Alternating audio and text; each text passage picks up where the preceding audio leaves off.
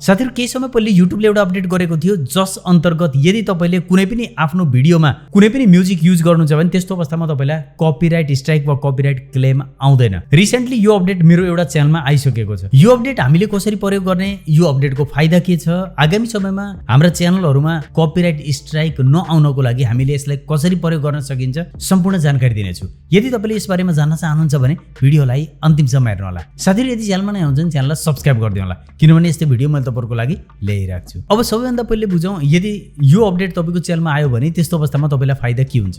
जस्तै यसभन्दा पहिले के थियो भने जति पनि च्यानलहरुले आफ्नो भिडियो बनाउँछन् त्यसमा ब्याकग्राउन्डमा कुनै म्युजिक युज गर्छन् भने त्यस्तो अवस्थामा कपिराइट क्लेम वा कपिराइट स्ट्राइक आउने सम्भावना धेरै हुन्थ्यो। तर तपाईले युट्युबको क्रिएटर एउटा लाइब्रेरी छ, अडियो लाइब्रेरी, त्यसबाट कुनै म्युजिक युज गर्नु त ब्याकग्राउन्डमा भने त्यस्तो अवस्थामा तपाईलाई कपिराइट स्ट्राइक वा क्लेम त आउँदैन थियो, तर त्यो म्युजिकहरु एकदमै लिमिटेड थियो। त्यसले गर्दाखेरि कस्तो हुन्थ्यो भने कुनै पनि च्यानलले यदि डान्सिङ भिडियो बनाउँछ त्यस्तो अवस्थामा उसले चाहे अनुसारको भिडियो युज गर्न सक्दैन थियो अथवा म्युजिक युज गर्न सक्दैन थियो। तर क्रिएटर म्युजिक अपडेटले गर्दाखेरि तपाईले त्यस्ता खालका च्यानलहरुमा यो अपडेट अनुसार म्युजिक युज गर्न सक्नुहुन्छ। त्यसको लागि तपाईलाई युट्युबले लाइसेन्स प्रोवाइड गर्छ। यो अपडेट कस्तो खालको छ म तपाईलाई शो गर्न चाहन्छु जस्ट कम्प्युटर स्क्रिनमा। यहाँ हेर्नुहुन्छ साथीहरु म कृष्ण घिमिरे च्यानलमा छु। यो च्यानलमा मैले क्रिएटर म्युजिकको बीटा भर्जनको अपडेट पाएको छु।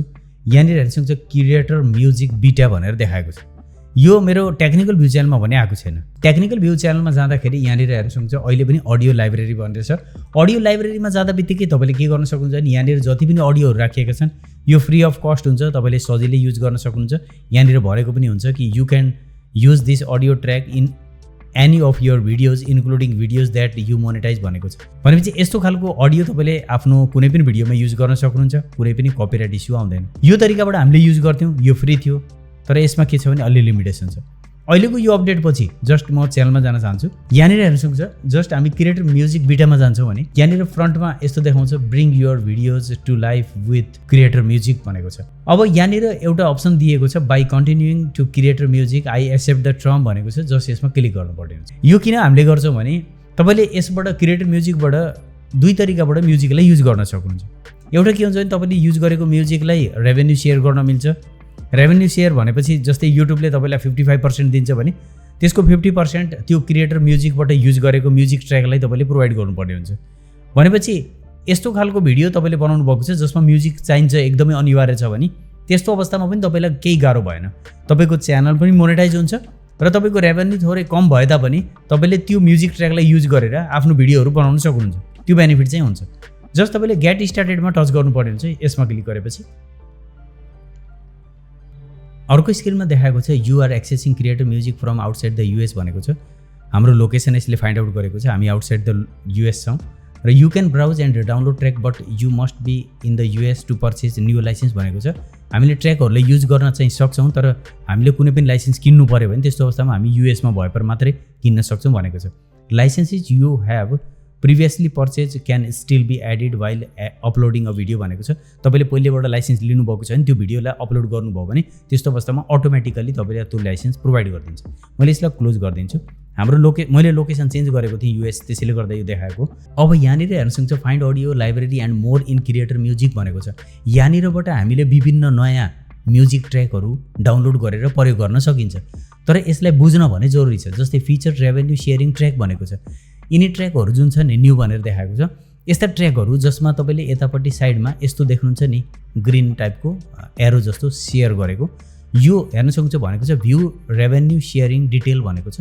यस्तो खालको कुनै पनि म्युजिकलाई तपाईले आफ्नो भिडियोमा युज गर्नुहुन्छ भने त्यसको रेभेन्यू शेयर हुन्छ। भनेपछि एउटा म्युजिक कम्पनी जसको म्युजिक तपाईले युज गर्नुभयो त्यसले र तपाईले जति इन्कम गर्नुभयो त्यसको 50% उसले राख्छ भने 50% हामीले पाउँछ।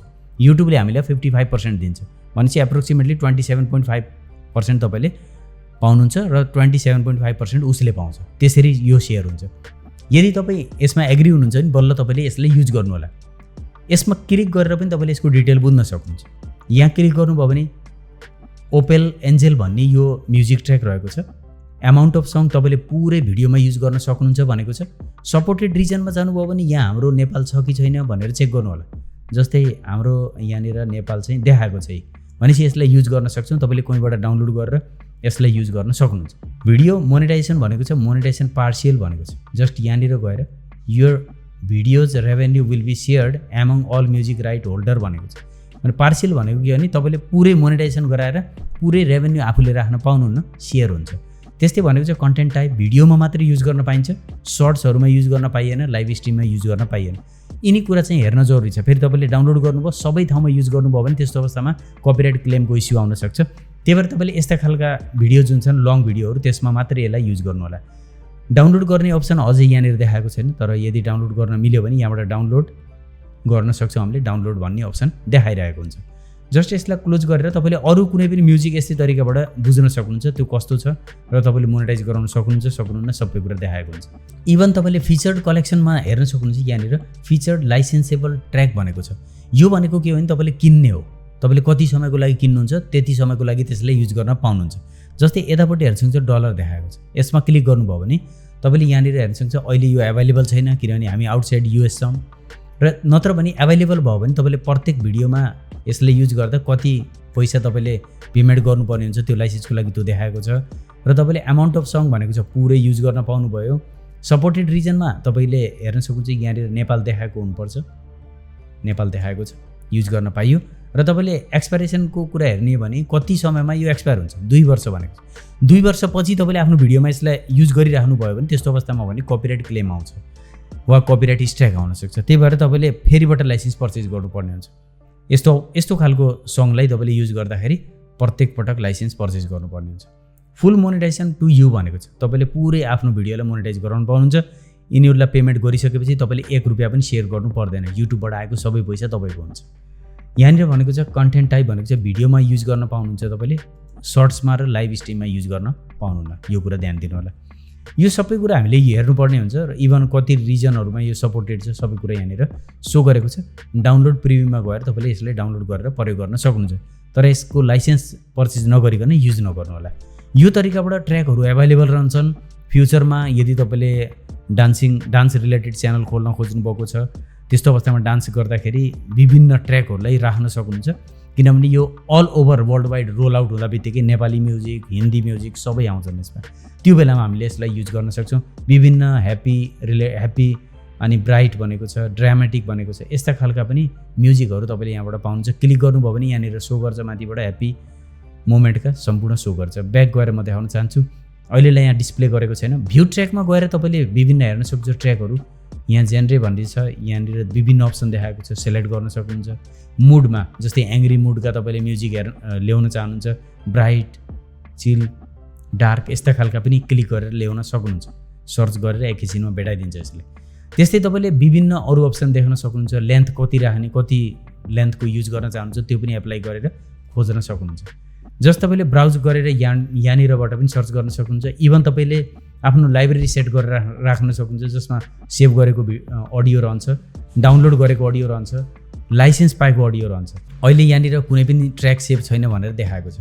हो यो तरिकाबाट यो म्युजिक ट्र्याकहरू युज गर्ने जुन अपडेट छ, अब वर्ल्ड वाइड यो अपडेट जब हाम्रो च्यानलहरूमा आउँछ त्यस्तो अवस्थामा हाम्रो च्यानलमा कपिराइट क्लेम वा कपिराइट इस्यु जुन आउँछ, कपिराइट स्ट्राइक जुन आउँछ त्यसको समस्या समाधान हुनेछ। किनभने हामीले रेभेन्यू सेयर गर्छौँ वा हामीले लाइसेन्स पर्चेज गरेर त्यस्ता खालका म्युजिकहरूलाई युज गर्न सक्छौँ। अहिलेको समयमा कस्तो छ भने तपाईँले कुनै पनि म्युजिकलाई किन्छु भनेर पनि पाउनुहुन्न। त्यही भएर हामीले बनाएका च्यानलहरूमा भिडियो जति राख्छौँ त्यसमा कपिराइट इस्यु आयो भने त्यसलाई समाधान गर्न अप्ठ्यारो परेको हुन्छ।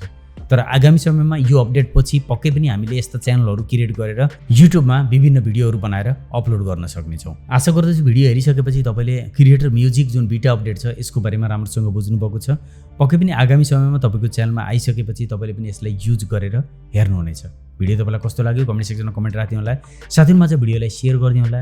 मसँग पर्सनली जोड्न चाहन्छ भने टेक्निकल विषय भने इन्स्टाग्राम आइडी र ट्विटर आइडीमा फलो गर्नु होला। Thanks for watching this video.